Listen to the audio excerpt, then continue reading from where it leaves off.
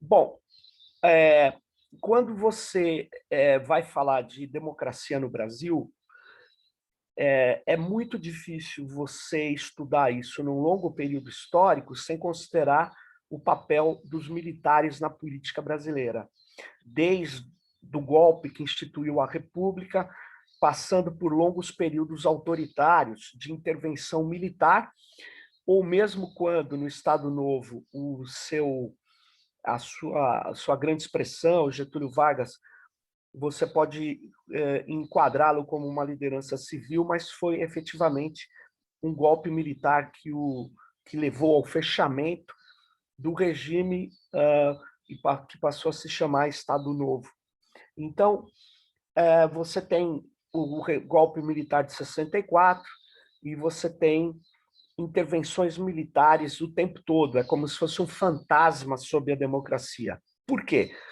Porque o militar ele tem um comando extremamente verticalizado e ele tem um conjunto de homens armados que pode fazer a vontade de quem tem o comando.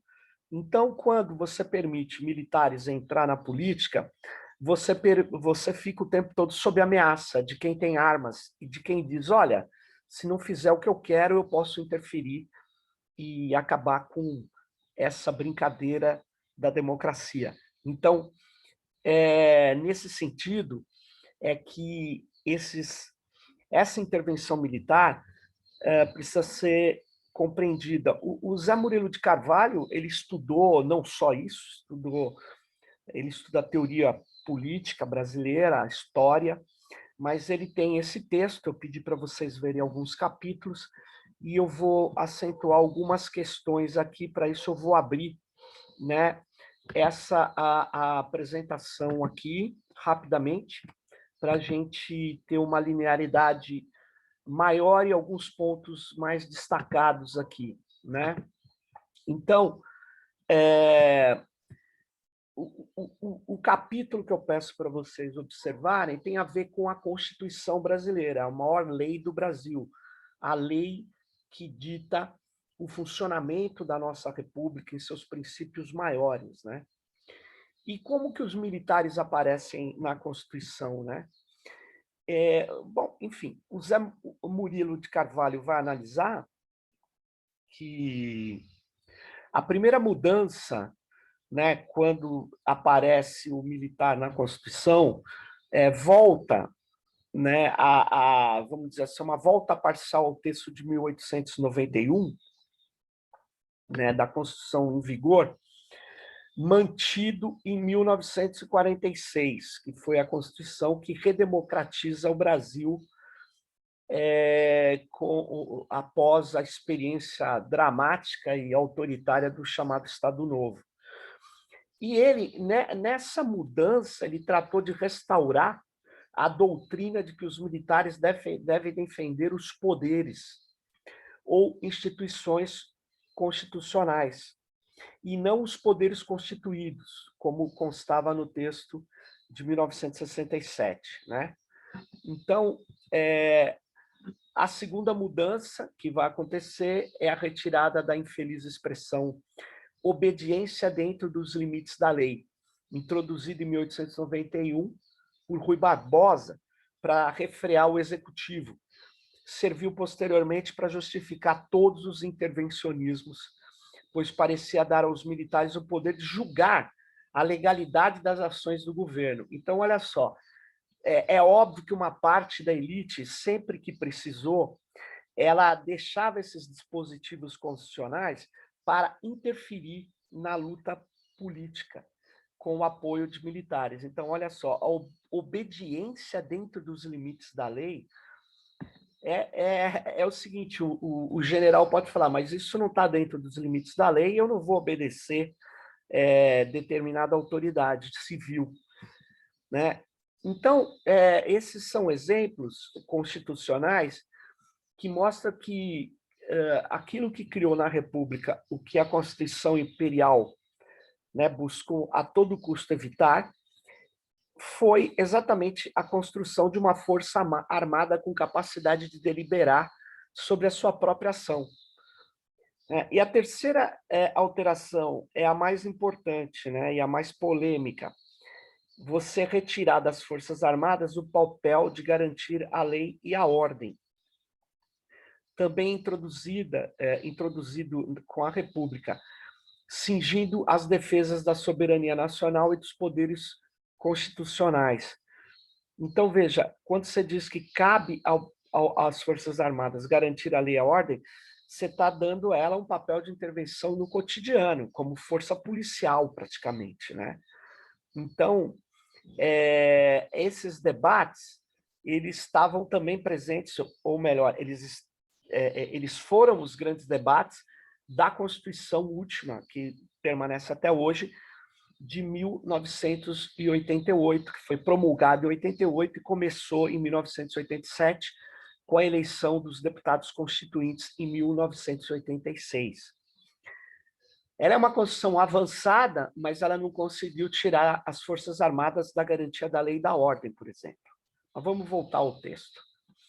Justificável, talvez, em 1891, quando a alternativa para a manutenção da ordem era a oligárquica Guarda Nacional.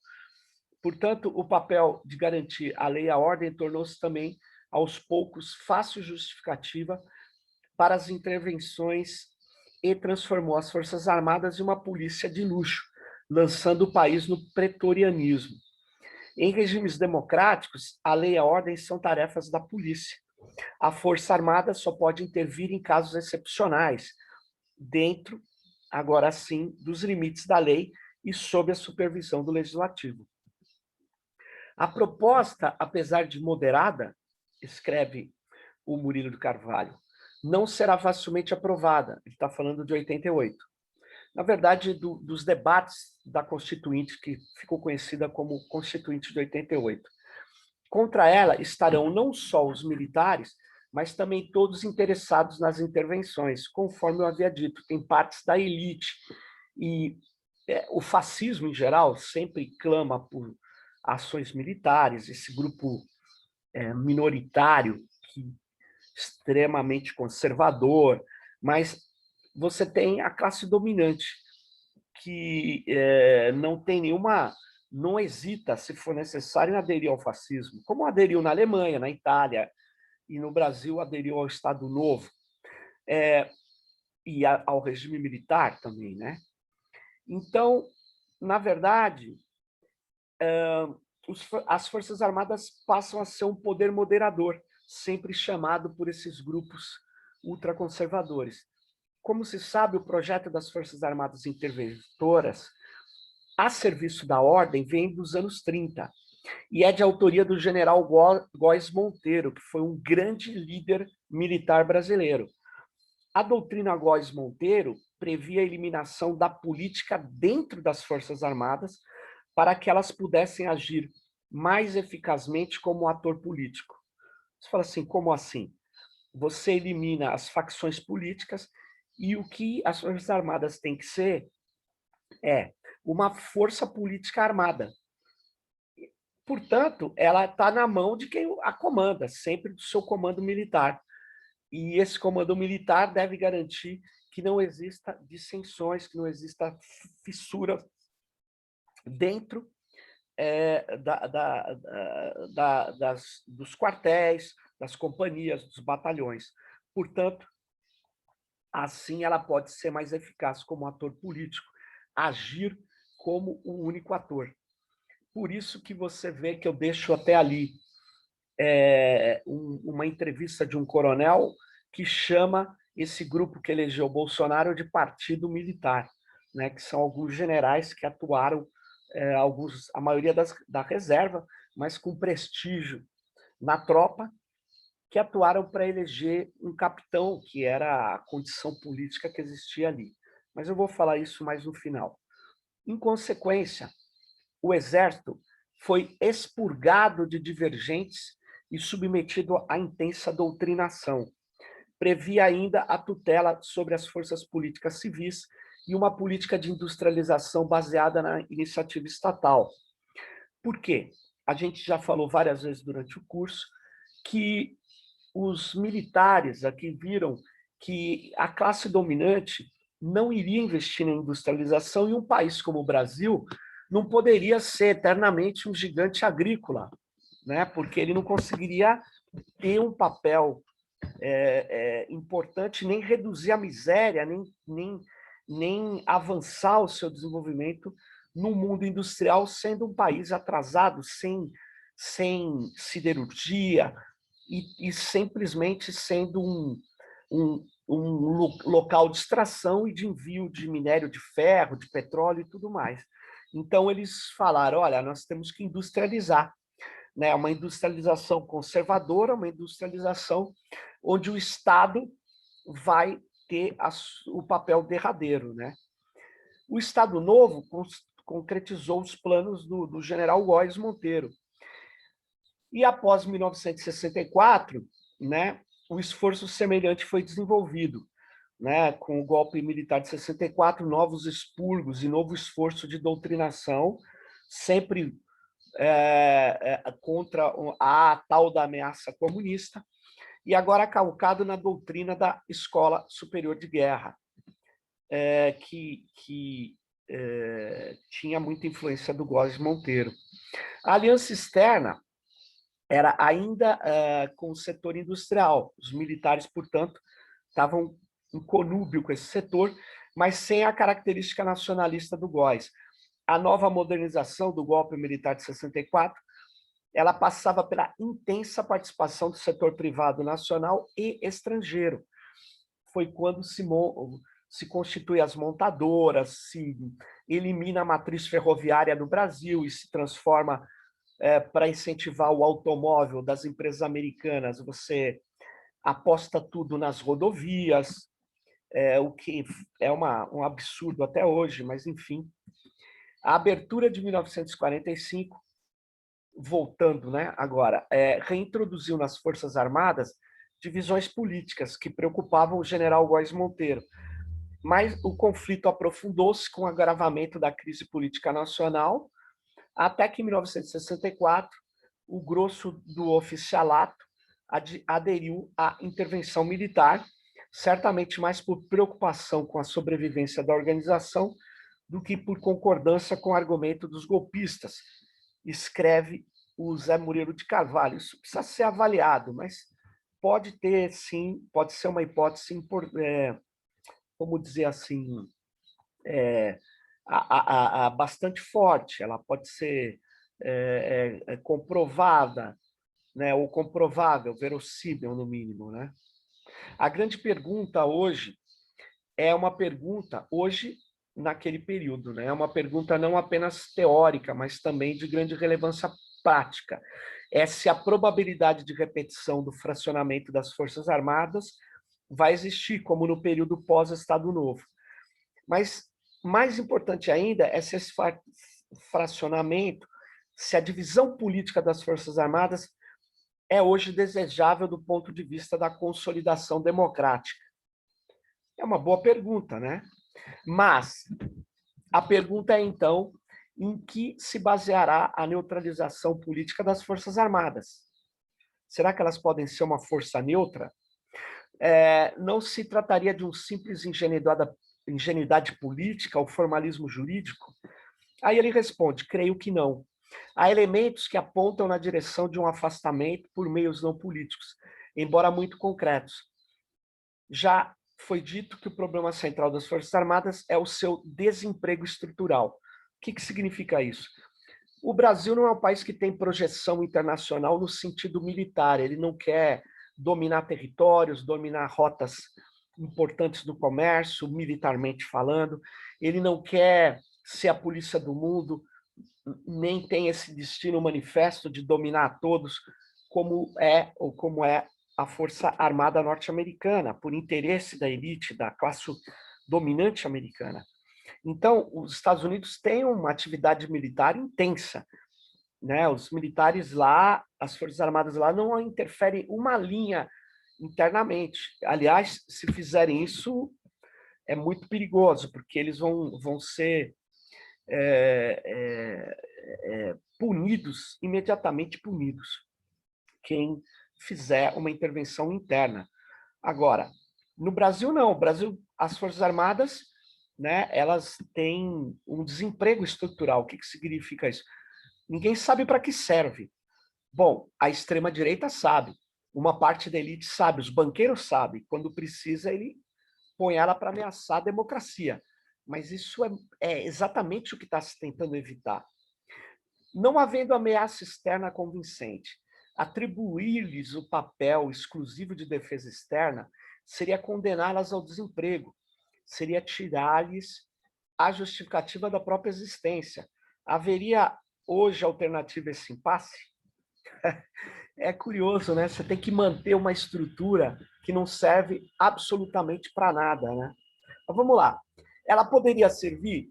Poderia servir para fronteiras, para a ação contra aqueles que querem afetar o país e o desenvolvimento do país. Mas não dá para fazer isso com essa força armada que está aí, que é completamente dominada pelos interesses norte-americanos, é completamente refém do Departamento de Estado americano. São generais doutrinados, são generais a serviço dos Estados Unidos. Então é complicado, né?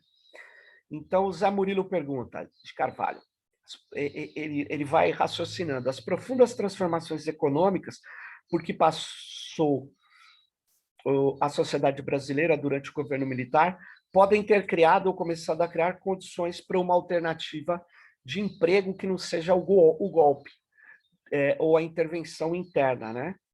Tais mudanças abriram espaço para abrigar, como em parte já abrigaram, amplos setores das Forças Armadas, dando-lhes uma atividade que as vincula solidamente à sociedade e lhes permite, ao mesmo tempo, exercer o papel de agentes de defesa da soberania nacional e não de guardas milicianos da ordem. Como fazer isso aqui quando os militares daqui seguem a cartilha dos Estados Unidos? Essa fica a pergunta para essa tese do Murilo de Carvalho, né? Qual a missão e o grande inimigo da nossa soberania? Para boa parte desses generais, são os índios, as comunidades indígenas, que permitem entrar ONGs na Amazônia, são os Yanomamis, que não seguem a nossa lógica estatal. Parte está na Venezuela, a parte está no Brasil. E tem uma fronteira imaginária, na verdade, a fronteira do Brasil e da Venezuela, e que tem que evitar que um passe para lá ou para cá. Esse povo originário que está lá há muito tempo não tem que seguir a nossa regra estatal. Mas, pois bem, o que acaba acontecendo esses militares, em geral, são destruidores do meio ambiente, são militares que querem colocar o Brasil como um território a serviço dos interesses do grande irmão do norte, que seria os Estados Unidos. Por quê? Porque ele tem a missão manifesta de defender os interesses da elite econômica, né, que quer a liberdade de exploração econômica. Então, é uma tropa completamente ideologizada e entreguista. Bom, o Zé Murilo está dizendo, mas nós podemos mudar isso, né? Pode-se dizer que a Marinha Aeronáutica já foram substancialmente afetadas por essa nova realidade de encontrar uma outra missão. Ambas se envolveram na luta pela tecnologia de ponta, pela indústria nacional, para a defesa de novos ramos da atividade econômica. Basta lembrar que a Marinha foi pioneira na promoção da informática, desde o patinho feio na USP até a lei da reserva de mercado. É verdade, mas esse período hoje já passou, né? Do mesmo modo, a aeronáutica investiu pesadamente na indústria e na tecnologia. O Centro Técnico Aeroespacial de São José dos Campos, onde trabalhavam, quando ele escreveu, 5.600 pessoas, entre civis e militares, é o maior complexo tecnológico do país. A indústria aeronáutica constitui um êxito espetacular. Foi da estatal Embraer que se privatizou, mas aí você começa a ver, né? Você privatiza e, inclusive, agora os militares permitiram que ela fosse vendida para a Boeing, só não deu certo, porque lá nos Estados Unidos houve uma luta judicial contra a Boeing, né? Então, sem dúvida, a Marinha Aeronáutica apostaram em tecnologia, seria a sua missão. Mas, como é que fica hoje? o Exército, que também apostou em montar o Centro de Defesa Cibernética, a Marinha ficaria com energia nuclear. Isso foi feito no governo Lula. E a missão da aeronáutica seria a missão aeroespacial. A base de Alcântara, de satélites, os caças ultramodernos, mas tudo isso ruiu, porque isso querer inventar uma missão tecnológica para forças armadas doutrinadas pelo interesse norte-americano, eu acho bastante complicado, né? E vocês veem que eles são despreparados para a defesa nacional. Você vê um Pazuello, né? Como que um cara desses, né, pode ser capaz de organizar uma das principais ações de defesa quando, mediante o ataque de uma força profissional de um outro país, que a logística é manter a munição, manter a alimentação da tropa em linha de combate? Esse cara não tem a mínima condição. Ele é um pulhão, é um bolsonarista, gente. Vocês viram como ele se portou no Ministério da Saúde. Então, esse tipo de gente é que pega a maior parte da Previdência, que recebe recursos absurdos, que no bolsonarismo aumentou. E o neoliberalismo dominou as Forças Armadas. Bom, voltando ao Zé Murilo de Carvalho, ele escreveu: é sintomático que veio da Marinha, por ocasião da luta pela eleição e pela posse de Tancredo, a iniciativa de preparar um plano para prevenir um golpe supostamente contemplado por setores do Exército. Igualmente veio do atual ministro da Aeronáutica a reação contra o apoio à candidatura de Maluf, defendida pelo ministro anterior da Aeronáutica. A informação também de que a oposição à mudança do texto constitucional parte muito mais do Exército do que da Marinha e da Aeronáutica. Bom, é uma questão assim. O Exército é muito maior do que as duas forças Marinha e Aeronáutica juntas.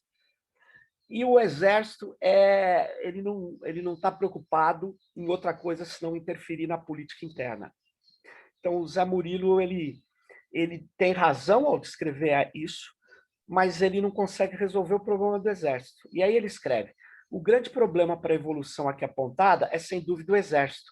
Além de constituir 2/3 do efetivo militar, ele chegou muito mais tarde à fase tecnológica e sua natureza se presta menos a tal caminho. Só depois do rompimento do acordo militar com os Estados Unidos, em 79, é que o Exército se voltou mais seriamente para a indústria bélica e para a tecnologia. Não se percebe ainda com clareza como dar ao Exército uma atividade socialmente relevante, que se justifique também do ponto de vista da defesa externa. José Murilo de Carvalho argumenta que boa parte da responsabilidade pela interferência dos militares na política cabe também aos civis, inclusive aos universitários, isto é, a nós. Verdade. A responsabilidade vai da omissão diante das intervenções militares à aberta conveniência, e é de pessoas com posições distintas no espectro ideológico. A esquerda tem sido omissa e a direita conivente. Eu diria não só conivente, como proponente da intervenção militar. O debate se restringe a esse nível de generalização e se abandona no Congresso e fora dele a preocupação com dimensões mais pontuais, como a organização e o controle do Serviço Nacional de Informação, que existia quando ele escreveu, né? Foi substituído pela ABIN, a Agência Brasileira de Inteligência, a organização e controle do Conselho de Segurança Nacional, o processo de formulação de política de defesa nacional, enfim, para citar algumas questões. Sem atacar o problema por esse lado, escreve o Murilo de Carvalho, qualquer solução que busque eliminar o intervencionismo militar com base em definições gerais será precária e de curta duração. E o Zé Murilo de Carvalho aponta o desprezo acadêmico pelos estudos militares. A burguesia agrária e seus intelectuais sempre tiveram certo desprezo pelos militares do Exército.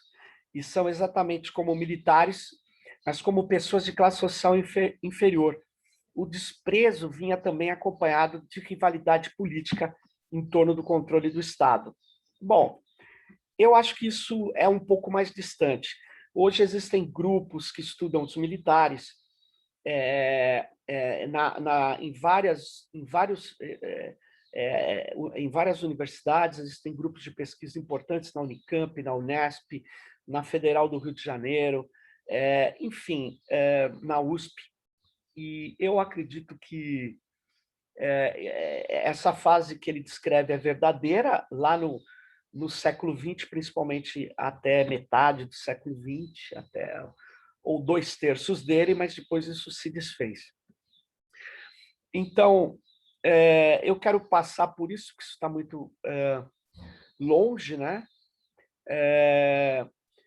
E o importante é que esse preconceito, ele mesmo reconhece aqui nessa passagem, está em declínio, estava em declínio quando ele escreveu As Mudanças de Composição Social da Elite Civil e dos Militares. A elite civil é cada vez mais formada por industriais e técnicos, que têm muito mais afinidade com os militares do que com a elite agrário-bacharelesca. O que está se reinvertendo hoje, tá? Mas vamos lá. Mas não a elite intelectual é agrária bacharelesca. Estou dizendo os endinheirados no Brasil têm muito vínculo com as famílias que dominam o campo no Brasil hoje, dada a importância econômica do ruralismo, né? Bom, mas os militares também se modificaram quanto à composição social, adquirindo características menos plebeias, né? O Murilo de Carvalho, ao criticar a ausência de estudos sobre o pensamento e estrutura militar, afirmou: era como se um país do tamanho do Brasil pudesse prescindir de pensamento e de cálculos estratégicos, como se o estudo das relações exteriores, por exemplo, pudesse ser feito sem referência à estratégia militar, à própria política de armamento, à própria política da organização militar. Essa é uma passagem bem importante. Muitos falam, para que servem as Forças Armadas? Mas dá para um país do tamanho do Brasil não ter Forças Armadas? Mas precisa ter Forças Armadas desse jeito? Será que não é melhor fracioná-las e colocá-las como forças especiais, extremamente capacitadas, bem pagas, mais reduzidas, completamente avessas à partidarização, à politização? Essa que é a questão. E aí eu chego a dia 15 de outubro de 2018. Logo depois da vinda, um ano antes, me parece, não, 3 anos antes, o Marco Aurélio Garcia, que era um importante estrategista do governo Lula, foi na Federal do ABC e disse que os militares estavam sob controle da democracia, tinham mudado, tinham escrito uma nova estratégia, estavam apostando em tecnologias conforme propunha lá, por exemplo, o Murilo de Carvalho. E, na verdade, era uma intervenção ingênua, né? E aqui eu vou te mostrar. O Michel Temer nomeou o general Sérgio Etchegóin, um dos generais que mais combateu a Comissão da Verdade para esclarecer os crimes militares durante a ditadura. Então, eles criaram uma força-tarefa de inteligência para combater o crime organizado. Veja que interessante. Ele já traz novamente as Forças Armadas para o trabalho de polícia. E o Lula já tinha feito isso com a ocupação das favelas no Rio de Janeiro, com o exército, para fazer média. Você sabe que ocupar militarmente não resolve nenhum problema criminal, nenhum problema social. Talvez mate pessoas, mas isso não vai estancar o crime. E aí, essa força-tarefa de inteligência, ela é colocada para o enfrentamento ao crime organizado. E, na verdade, ela é utilizada na cabeça dos militares. Crime organizado envolve movimentos sociais como MST, MTST, que é a grande preocupação deles, na verdade.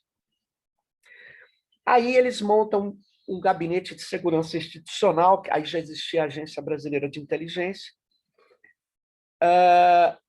que coordena não mais a inteligência, fica uma sobreposição de ações cada vez mais. Mas o Gabinete de Segurança Institucional fica subordinando todas essas estruturas de repressão e de investigação e de inteligência ao presidente. Inclusive, uma política nacional de inteligência e uma estratégia nacional de inteligência internas. Que curioso, né? Se a gente não tem inimigo interno, se o inimigo interno é a pobreza, é a miséria, é o crime, são pessoas que estão sendo recrutadas pelo PCC, porque é uma desestruturação brutal das famílias, do emprego, das condições de vida que não sejam degradantes, mas não.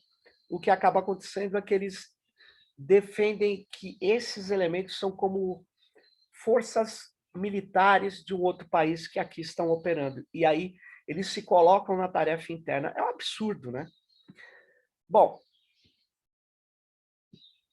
o que acontece é que, desde que o general João Batista Figueiredo saiu, foi o último presidente da ditadura militar, ele fez um decreto, e um decreto que garantia a coordenação das polícias militares estaduais, e eu quero lembrar que a polícia principal não era militar, ela foi militarizada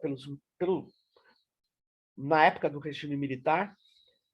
Por exemplo, se extinguiu a Força Pública, a Guarda Civil em São Paulo, e se criou a Polícia Militar de São Paulo. E todas as polícias militares passaram a se integrar, a ser dirigidas em caso de requisição pelo Exército. Então, você tem alguns decretos e você tem o decreto R200, que continua em vigor. E a inteligência do Exército, ela não é tão grande. Os militares da chamada segunda seção, que fazem o trabalho de espionagem interna. Eles usam a segunda seção, que é o trabalho de inteligência, ou seja, de espionagem, de investigação, inclusive de infiltração, a partir da segunda seção das polícias militares. Então, eles entram em grupos de black box, sem teto, sem terras, em movimentos sociais. Esse é o decreto R200 que está em vigor. Não foi anulado pelo Sarney, não foi anulado pelo Collor, pelo FHC, pelo Lula, pela Dilma. Ele continua em vigor. E esse decreto, ele está aí, assinado pelo Figueiredo. Ele diz que, enfim, eu não vou ler ele agora, mas ele, por exemplo, ele fala o que é o adestramento, o que é colocar à disposição. É curioso que eles tratam militares como cães, né? Eles são adestrados, atividade que destina a exercitar o policial militar individualmente em equipe, desenvolvendo-lhe a habilidade para o desempenho das tarefas para as quais já recebeu a adequada instrução. Então, não é instrução, é adestramento. Enfim, vamos lá. E aqui está, né? Eles têm que intervir na grave perturbação ou subversão da ordem, eles podem ser requisitados para ficar à disposição do Exército. Agora, repare o artigo 41 que está em vigor. As polícias militares integrarão o sistema de informações do Exército, conforme dispuserem os comandantes do Exército ou comandos militares de área. Por exemplo, comando do Sudeste, comando do Sul, comando do Norte, do Nordeste, segundo comando, segundo Exército, que é aqui do Sudeste, nas respectivas áreas de jurisdição. Vocês repararam que hoje essas PMs e os seus serviços de inteligência, que é o tal do sistema de informação, ele vai ficar à disposição do sistema de inteligência do Exército. Isso já aconteceu. Quando, por exemplo, o Moro virou ministro, de uma maneira vergonhosa, o juiz que afasta um dos candidatos a presidente, que persegue sem provas, com invenções, com articulações completamente ilegais e corruptas, esse juiz vira ministro do Bolsonaro, que ganha a eleição, e depois esse general, que era o antigo general do Exército, que já tinha ameaçado o STF um ano antes, que se desse os direitos que a Constituição dava ao Lula o exército iria interferir. Esse general, que era da campanha de Bolsonaro, era o chefe do exército, ele continua até ele ser substituído, e aí, como você pode ver, ele diz, né, ao Moro, que a inteligência do exército pode atuar na segurança pública, e ele vai explicar o decreto R200, que é coordenado pela Inspetoria Geral das Polícias Militares. E uma das coisas que mais chamava atenção foi a infiltração, na época dos protestos contra o Temer, desse capitão, que depois de infiltrado, ele foi desmascarado, ele se infiltrou num grupo de jovens. Na verdade, ele montou o grupo de jovens para se reunir no Centro Cultural São Paulo, para ir para a manifestação, e aí as pessoas estavam levando aqueles antídotos a gás lacrimogênio e tal, e ele juntou uma molecada de 18 anos, 20 anos, porque ele ficava nas redes sociais falando que ele estava revoltado e tal. Enfim, era um infiltrado. E aí ele faz uma operação com a PM. Ele foi preso, né? Mas ele não chegou até a delegacia de polícia. Eles prendeu os jovens, foi aí que se desconfiou que esse tal de Balta era um capitão do exército, né? Esse capitão do exército, o exército negou que ele era o William Pina Botelho, mas com a foto dele se descobriu que ele era do exército, e ele era um infiltrado do exército. E aí ele estava em articulação com a PM. Aí todo mundo, pô, mas a PM e o exército fizeram uma operação para prender uns moleques de secundarista, universitários nos primeiros anos de escola. Pois bem, na época o comandante, o exército confirmou logo em seguida, depois da inevitabilidade da negação, né, foi desmascarado, que ele era oficial do exército, lotado no Comando Militar Sudeste. E no dia seguinte à prisão, a justiça mandou soltar os jovens. Foi um juiz, né, mandou soltar imediatamente os jovens, porque era um absurdo, né? E o exército admitiu que eram operações de inteligência. Olha o que é inteligência para eles. Se filtrar em garotos de 17, 18 e 20 anos, eles não têm o que fazer, exceto atuar contra os movimentos sociais, contra a juventude, contra a esperança, contra a democracia. Eles são pagos, eles gastam muitos recursos do Estado para chamar uma operação contra estudantes como algo de inteligência. E para piorar, logo depois você tem uma série de legislações que são cada vez mais uma sobreposta à outra e que mostra que, na verdade, quando o Alckmin disse que não sabia dessa operação e o comandante da PM do Alckmin disse também que não sabia, pode ser mentira, mas pode ser verdade, porque o Exército não precisa falar com o comando da PM de São Paulo para atuar com a inteligência, conforme vocês viram lá no decreto R200.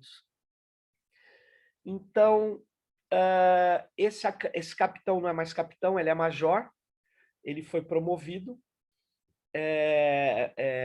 Tá aqui, ó, a promoção dele. Promoveu por merecimento um cara que se infiltra em grupos de estudantes. É esse tipo de gente que está aí para defender o país de uma ameaça, aí sim, de um ataque militar estrangeiro. Dá até medo, né? Se um dia formos atacados com esse tipo de gente nos defendendo.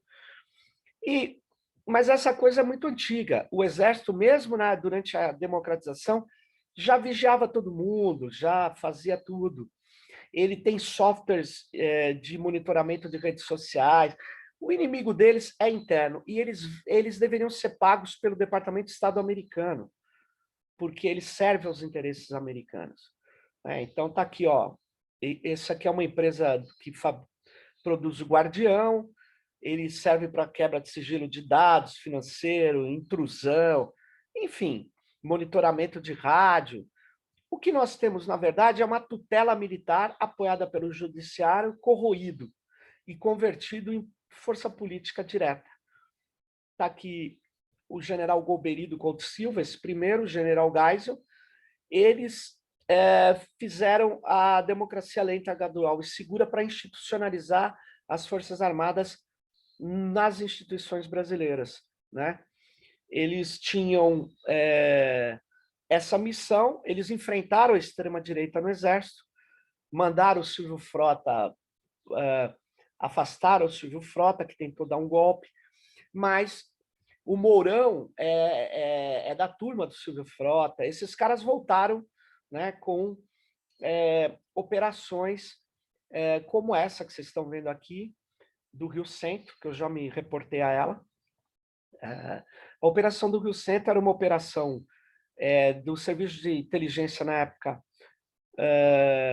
do Exército, que visava explodir uma bomba no show do 1º de maio, acusar os comunistas e fechar novamente o regime, em 1981. Deu errado, porque a bomba explodiu no colo do capitão que deveria instalá-la, matando-o. O Exército sempre faz operações de eliminação.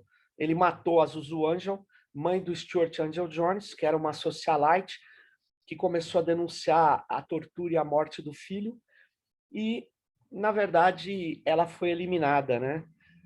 Enfim, o Collor elimina o SNI, mas, enfim, ele acaba acaba se organizando a Agência Brasileira de Inteligência. É comum o Estado ter uma agência de inteligência sob comando civil, mas nunca se deixou de ter as agências de inteligência de cada uma das 3 armas. E aí você tem 2 grandes sistemas de inteligência, o SISBIN e o SIND, que é o da defesa, que deveria ser a inteligência das armas contra ameaça externa. Mas isso se sobrepõe, e, na verdade, o que nós estamos vendo, está aí, ó, eu falei que eu ia trazer a ficha do Abdias do Nascimento, feito pelo sistema de inteligência da aeronáutica. Esse telex foi transmitido pelo comando Comar 4, aqui no Ipiranga, da aeronáutica. Eles fazem isso. O inimigo deles é quem luta contra o racismo, é quem luta por direitos sociais, é quem luta por uma vida melhor. Eles são pau-mandado dos Estados Unidos. Eu vou ler a ficha na época do Abdias. O nominado participou de manifestação pública antirracista no dia 7/7 de 78, no Viaduto do Chá. Essa manifestação foi convocada por diversas entidades, entre elas o Grupo Afro-Latino-América, Organização Frente do PST. De sua estada no exterior, são conhecidas suas atividades difamatórias no Brasil. Foi um dos autores do livro Memórias do Exílio, editado em Lisboa, em 1976. Autor do livro Democracia Racial no Brasil, Mito ou Realidade, editado nos Estados Unidos em 1977. Participou do 2º Festival Mundial de Arte e Cultura Negra e Africana em 1977, em Lagos, Nigéria. Apresenta extraoficialmente trabalho intitulado Genocídio dos Africanos e seus Descendentes no Brasil. Então, veja, isso seria uma informação estratégica de um inimigo do Estado, o Abdias do Nascimento. Então, vocês veem, está aqui, ó, fatores que influem na formação moral e social da opinião pública brasileira. E aí eles têm documentos, ó, Serviço Nacional de Informações, SNI. Então, aqui dizendo que grupos negros que atuam em São Paulo transformaram o dia 13, data da abolição da escravatura, em data de protesto e passaram a contestar a abolição e a visão da democracia racial existente no Brasil. Então, gente, o que nós temos é um exército com 200 mil pessoas, mais 425 mil PMs, que foram transformados em força auxiliar do exército. Polícia não tem nada a ver com milícia, nem com força militar. Polícia é uma atividade eminentemente civil, mas no Brasil foi transformado em pau-mandado da ordem, a serviço de um grupo de generais que tratam o exército como seu partido de homens armados. Então eu vou parar por aqui e vou mostrar para vocês só cursos que eles fazem de inteligência, enfim, tá aqui. E esse curso de inteligência é muito curioso, olha só. Primeiro curso de intervenções estratégicas em movimentos sociais. Ele abria vagas para o Batalhão de Choque 26 e para várias unidades da Polícia do Pará, tá vendo? O objetivo do curso é dotar agentes de segurança pública do conhecimento sobre intervenções estratégicas em movimentos sociais, habilitando-os a tornarem técnicos do emprego de ações preventivas e repressivas sobre a complexidade dos movimentos sociais da atualidade. Bom, não preciso nem dizer nada, né? Ó, curso da PM de mineração de dados em fonte aberta. Nós temos no Brasil 31 serviços de inteligência, sem comparar a Polícia Federal e empresas paramilitares que atuam coletando dados cidadãos e que fazem a segurança desses prédios, condomínios, e que tem autorização do Exército para ter armas, tá? Os alvos prioritários desses caras são movimentos sociais e atividades apresentadas como terroristas, como integrantes do crime organizado, universidades, ONGs, principalmente ambientalistas e de direitos humanos, políticos de orientação democrática, que são contra o integrismo e antifascista. Portanto, voltamos ao inimigo interno. Era isso que eu queria mostrar para vocês, a complexidade do problema dos militares, da intervenção política militar. Peço que vocês revisem o texto, é muito importante. Quem tiver curiosidade, depois eu posso passar uma bibliografia complementar, tem muitos estudos sobre os militares no